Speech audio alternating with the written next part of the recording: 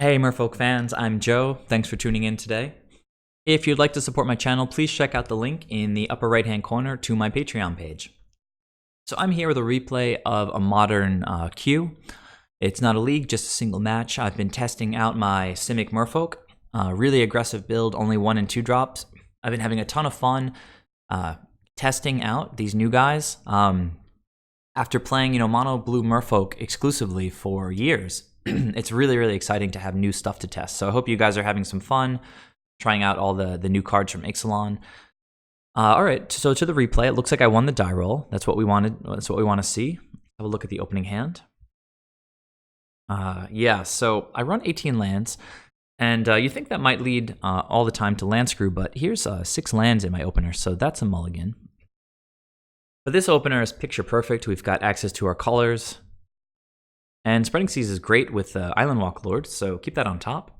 We'll open with Breeding Pool since we know we're going to have to pay 2 life for that at some point in the next 2 turns. We'll play Speaker as a 2/2. Now, we see a Temple Garden tapped. In mono blue, we would absolutely play our Spreading Seas, take them off 2 colors, draw a card. It's an amazing turn 2 play. But in this particular build, we want to be super aggressive, so we're going to open up with Mimic, who will make all of our creatures bigger in the next couple turns. And we still get to swing for 2 since Speaker is a 2/2/1 drop. City of Brass, so no idea what's going on here. Dark Confidant, really weird. So they're obviously dealing damage to themselves. So maybe Death Shadow is involved, but it's a little bit wild, right? You don't know what you're going to reveal off Dark Confidant, and if you have to spend life to cast spells, it just seems a little bit loose. Well, I'm happy to see it, I have to say, because, aggro plan wants to deal as much damage as possible. We happen to draw into Botanical Sanctum, which is bonkers because we wanted to play 3 blue mana this turn, and we drew into blue mana. So Cursecatcher enters as a 2/2. Master of the Pearl Trident enters as a 3/3, so you guys seeing the value of the Mimic. And we get to smash the opponent for 6. Already down to 11, we've got Lethal on board. What did the opponent reveal? Well, Path to Exile might slow us down a little bit. But he's got another City of Brass. He's going to path my Cursecatcher. I have no idea what's going on here. So, yeah, I'll happily get an island out of my deck. Still have 9 damage on the board. Opponent follows up with a Tarmogoyf, taking 2 damage to do so. It's a 1/2, and the opponent's gone down to 8, so I'm back within lethal range again.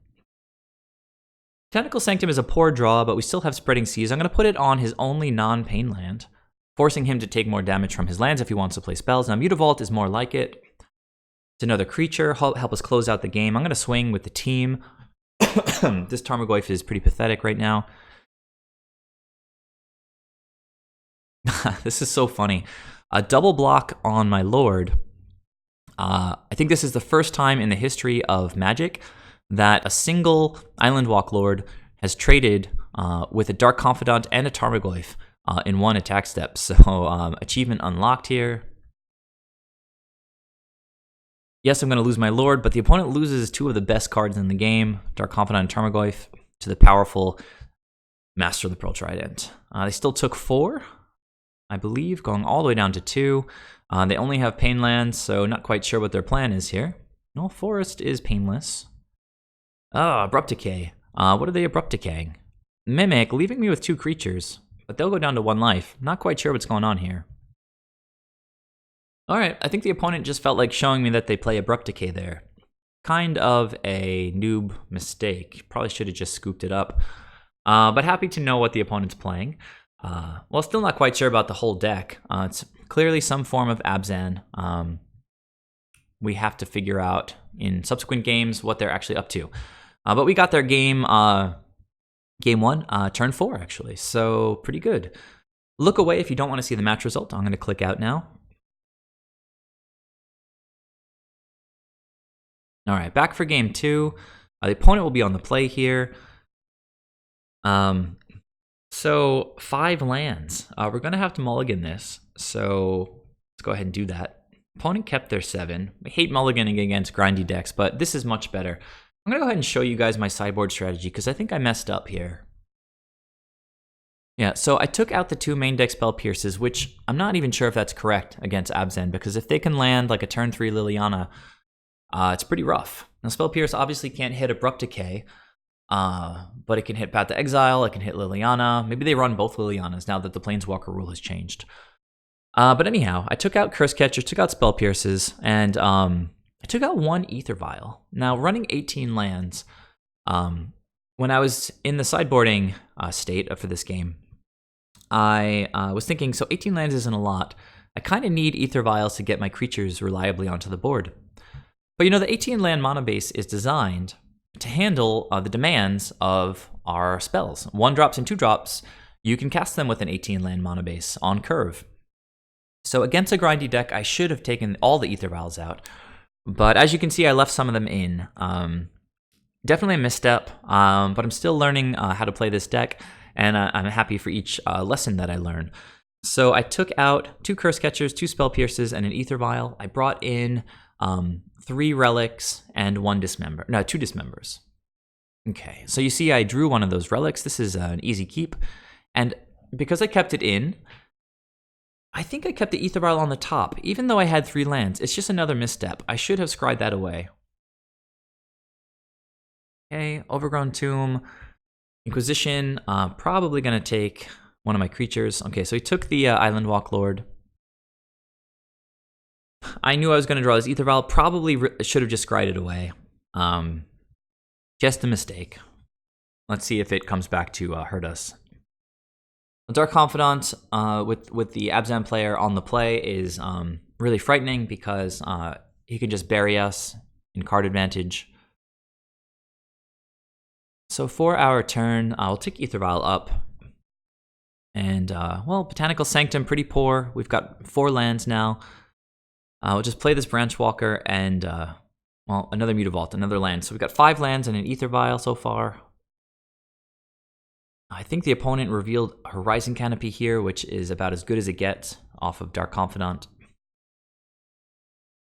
Okay, fetch land for a basic. And Liliana, turn 3, right on time. I'm going to sacrifice my Branchwalker. And I think this was a little loose from the opponent. I think he knew what was in my hand at this point.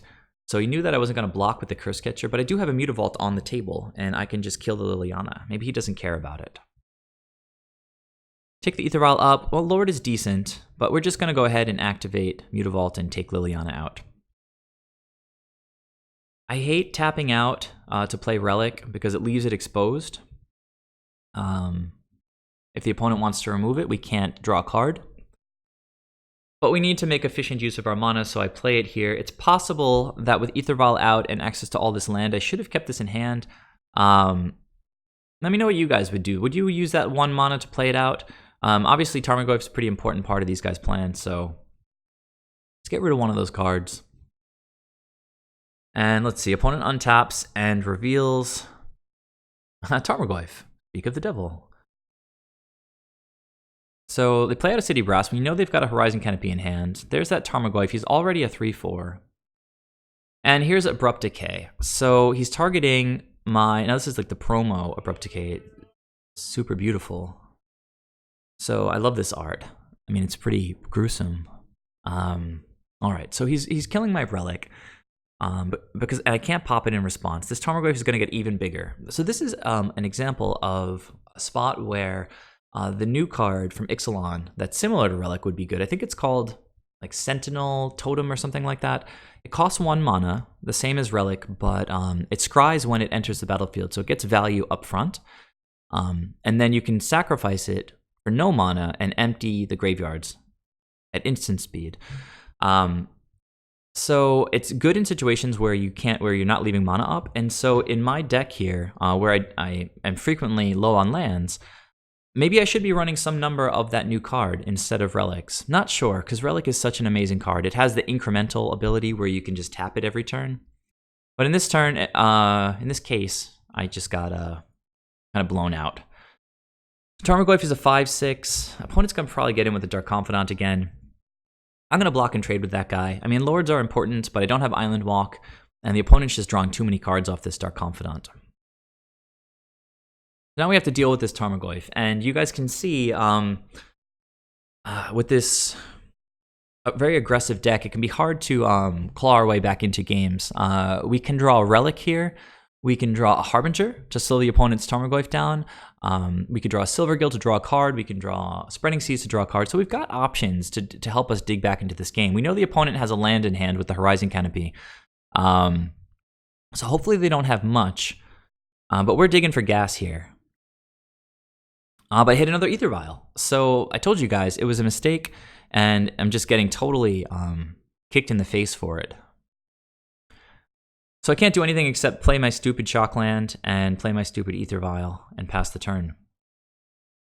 Opponent draws a card, plays that Horizon Canopy we knew about, and Eternal Witness, ugh. So I just scooped at this point because the opponent's graveyard just has amazing stuff. It has Abrupt Decay, Dark Confidant, Liliana of the Veil. Get out of here. So 5 lands, 2 Aether Vials, nothing I can do. The opponent killed my Relic before I could even draw a card off of it. Yuck. All right, so I won game 1 very easily. Opponent won game 2 pretty easily. Let's hope that with some adjustments to the sideboard plan, I can win game 3 very easily. So look away if you don't want to see the result. I'm going to click now. Back with game 3. Let's avenge ourselves here. I'm going to be on the play. Okay, so 4 lands. How does this happen with 18 lands in the deck? I keep getting 5, 6, 4 lands in my opening hands. But I did take out all the Aether Vials. Let's go have a look. I took out all the Aether Vials, and I kept the 2 Spell Pierces out. I brought in 3 Relics and 3 Dismembers. So much better preparation this time. We don't have all those stupid Aether Vials in the deck. But without those Aether Vials, having access to our colors, even if we maybe have 1 or 2 lands too many in the opening hand, it's got to be a keep for us. Hopefully the Branchwalkers reveal great stuff on the top and don't fill our hand up with extra lands. So let's get that Cursecatcher out. Opponent's trying to Thoughtseize me. Now this is textbook value from Cursecatcher. If we're on the play, opponent tries to cast Thoughtseize, take one of our valuable cards out of our hand, just sack Cursecatcher. Acts like a Spell Pierce. Excellent value from the Cursecatcher. So we drew another Cursecatcher. We'll go ahead and play the Branchwalker. Now we really want to see gas on top. Mimic is gas, so that's excellent. We're going to be able to play Mimic and Cursecatcher next turn. City of Brass, Inquisition, taking Cursecatcher. Not sure what's up with that. Excuse me. So let's go ahead to combat. Swing with the Branchwalker. Opponent, no response, down to 17. I'll play a fetch land and Mimic. Hopefully make some of our subsequent creatures nice and big. All right, here's a Dark Confidant. The opponent taking damage from their Pain land and hopefully taking damage off the Dark Confidant. I'm going to be able to sack this Flooded Strand and get a tapped Breeding Pool. And yeah, let's draw some more gas here. So, well, it looks like I drew a Mutavault for the turn and played it right away. Play this Branchwalker, and we drew another Mutavault. It was definitely the correct land to play. You guys want to be careful with Branchwalker because if you play a land and then draw a better land, you know, you're stuck with the land that you chose. So even though it drew me a card, it still enters as a 3/2 because of the Metallic Mimic. So I'm going to go with plan A here, turn all my guys sideways if the opponent takes it. No, it looks like he wants to trade a Dark Confidant for a Branchwalker. He's on conserve life total mode. Still took 2, went down to 14. He's going to Abrupt Decay my Branchwalker. Now that's not the best decision, I think, because the Mimic is going to keep making my creatures bigger and bigger. Got another Mutavault. We can play out a 3/3 Speaker, swing for 4, and we're seeing the value of the Mimic making all my creatures bigger. 3/3 1-drop's pretty awesome, especially when they can get more buffs in Island Walk. So another Abrupt Decay, again going for the bigger creature, and not for the creature that's been making everybody big. I can just activate 2 Mutavaults, get in for 6. The opponent's got a Pain land, so what can they do over there? Death Shadow, so we finally see what all the Pain lands are about. This guy's an 11/11, but he's at 2 life, and I've got 3 creatures, so I think he's going to bite the dust here. Silvergill, not the best, because we don't have a Merfolk to reveal, but as I mentioned, there's no way we lose here, I think. Yep, so the opponent scooped it up. We got there against this really weird kind of Abzan Death Shadow brew. The 2 games that I won, you saw, the hyper aggro nature of the deck. Metallic Mimic, making 3/2 Silvergills or Branchwalkers, and 3/3 Kumena Speaker, pretty big. And you also see that modern players don't always respect the Mimic, choosing to go after those big creatures rather than the source of all the value from the Metallic Mimic. So yeah, the 1 game I lost, I made terrible sideboarding decisions, but I learned my lesson. Even in this land light 18 land build, against grindy decks, you need to take out your Aether Vials. The mana base is designed to handle casting 1 and 2 drops, so don't be afraid in grindy matchups to take those Aether Vials out. Let me know your guys' thoughts. Again, I've been having a ton of fun playing this deck. It's been doing pretty well for me, but I've only been playing in these queues.